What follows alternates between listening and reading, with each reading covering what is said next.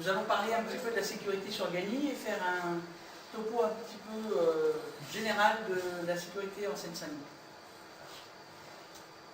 Voilà, donc on va commencer par la sécurité des biens et des personnes, qui est en fait le problème principal sur la ville. Voilà. Alors quelques exemples, voilà, le caillassage du RER, voilà, les descentes de bandes de voyous, les incendies de voitures, voilà, des armes dans les appartements, voilà, 25 voitures vandalisées, les agressions au niveau du RER, les agressions dans les différentes rues, les vols de voitures. Alors le département de Seine-Saint-Denis, comme vous pouvez le voir, ici est considéré comme un des plus criminogènes de France. Paris étant le premier, la Seine-Saint-Denis se situe donc au troisième rang. Les villes de Seine-Saint-Denis sont toutes plus ou moins criminogènes, certaines le sont plus que d'autres, notamment le sud du département est moins criminogène que le nord. Il n'empêche que Gagny se situe quand même dans une moyenne quasiment équivalente à la plupart des arrondissements de Paris, ce qui est déjà quand même assez important. Les zones bleues sont les moins criminogènes. Voilà. Donc pour les crimes et délits, Gagny se situe dans la moyenne des autres départements et des autres villes de Seine-Saint-Denis.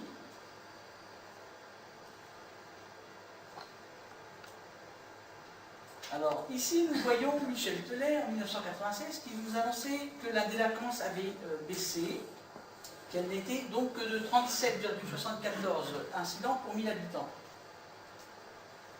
On se rend compte qu'en 2003, la moyenne était passée à 63,99 et en 2007, elle avait légèrement baissé, donc juste après la mise en place des premiers contrats avec l'État et le département à 59,78. Il n'empêche qu'en 2012, on est quand même dans une moyenne nationale assez élevée, voilà, avec 49,4. Il faut rappeler que le département et la commune a perdu presque 60 policiers. Nous avons plus qu'en moyenne 90 policiers sur la ville, puisqu'il a été créé un commissariat à Clichy-Montfermeil. Donc ce n'est pas une baisse due à la baisse de la délinquance, mais c'est une baisse due à la séparation mathématique et du calcul de la délinquance, puisqu'ils ont séparé les deux commissariats. Alors en 2006, donc juste avant le tableau, donc Gagny a donc signé un contrat local de sécurité. Ce contrat local était censé remettre un peu d'ordre dans la ville et aider au développement de nos différents quartiers. Il se trouve que ce développement ne s'est pas avéré fructueux puisque la délinquance n'a pas baissé, donc il n'y a pas eu d'effet positif avec ce contrat local de sécurité. Voilà, ils ont mis en place, donc la municipalité actuelle a mis en place un contrat local de sécurité de prévention de la délinquance. Un des adjoints au maire en est le président délégué, mais le maire est donc le président de ce contrat local de sécurité et de prévention de la délinquance. On peut se demander à quoi il sert réellement, puisqu'il ne se réunit, comme a dit ce fameux adjoint au maire, qu'une fois tous les 6 semaines. Et les prises de décision, vous pouvez le lire comme moi dans le Gagny Magazine, il n'y en a pas. Ou alors s'il y en a, elles sont très bien cachées. Voilà. En 2007, le maire a donc signé également un contrat urbain de cohésion sociale. Les seules choses qui ont été réellement visibles, ça a été la destruction dans le quartier des Peupliers de quelques immeubles pour construire d'autres juste à côté. On peut se demander à quoi sert un contrat de cohésion sociale si c'est pour faire uniquement de l'urbanisme. On est donc encore confronté à un phénomène indépendant de sa propre volonté, puisque, mis à part la construction et la destruction d'immeubles, la délinquance n'a pas baissé. D'ailleurs, le chef de projet du CUPS est censé fournir tous les ans des annexes avec tout un tas de statistiques. Je ne crois pas qu'en conseil municipal ait été donné une seule fois depuis 2007 les informations sur ces statistiques. Voilà. Donc Jean-François avait donc écrit sur le blog dès le mois de juin un article pour vivre dans la tranquillité. Nous attendons donc du prochain maire, qui nous espérons sera Jean-François Thévenot, de pouvoir participer à une mise en place de réels progrès en l'espace de quelques mois, voire quelques années. Pour la sécurité alimentaire et sanitaire, ce sont également des sujets importants.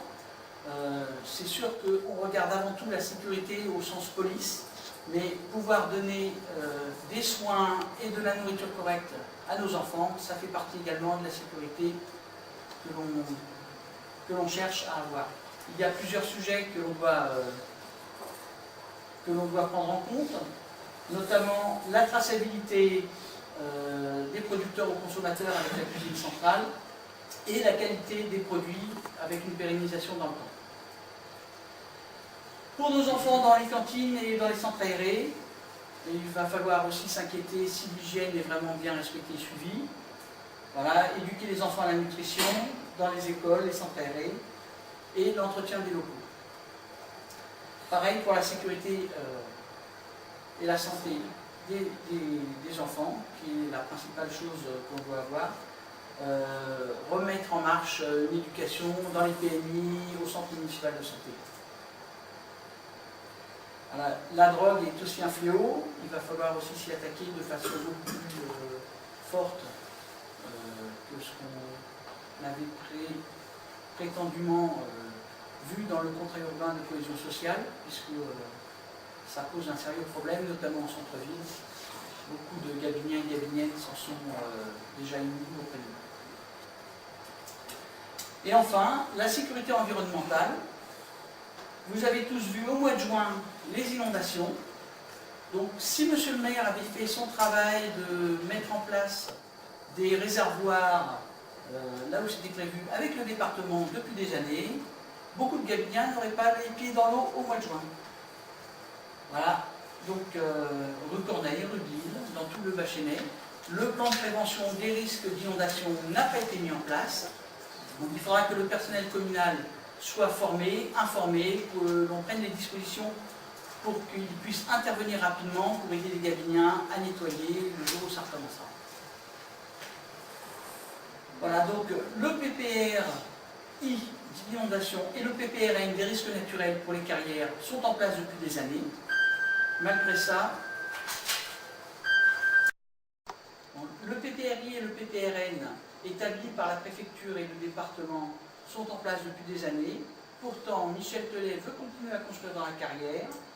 Aucun bâtiment n'a été pris en compte avec les risques d'aléas, gonflement, rétractation des marnes et du gypse. Donc, tout ce plan-là est à revoir également avec la remise en état du pays.